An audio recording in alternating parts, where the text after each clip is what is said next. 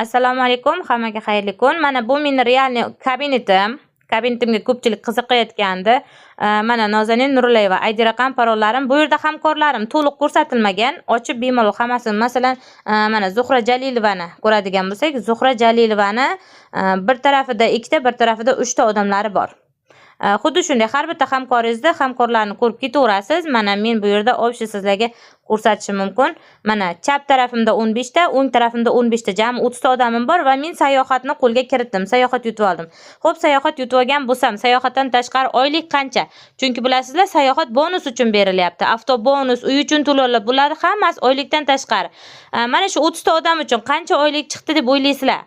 Hozir men sizlarga ko'rsataman. O'zi ishimizni boshlaganimizga 3 oy bo'ldi. 3 oyda sayohatni qo'lga kiritdim. Allohga behisob shukr. Va bu yerda meni oyligim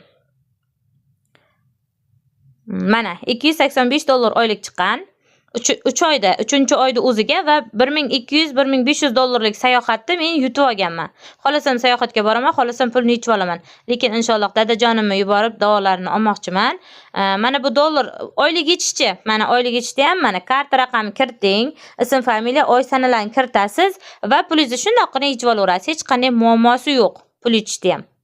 Ko'rishlaringiz mumkin. Har bitta yopgan nimangiz uchun sizni qizlaringiz martaba yopsa ham, o'zingiz martaba yopsangiz ham oylikdan tashqari sizga premiyalar beriladi, oylikdan tashqari bonuslar, uy uchun to'lovlar, xullas marketing. O'zimiz O'zbekistonning kompaniyasi mana ishlasa, mana shunaqa joyda ishlash kerak-da. Sotuv qilmaysiz, bal kuymaydi. Har oy boshqatdan boshlamaysiz. Mana bu odamlaringizdan doimiy foydalanasiz. 2 ta shaxsiy qildingizmi yetadi. Har doim yangi hamkor izlab ham yurmaysizlar.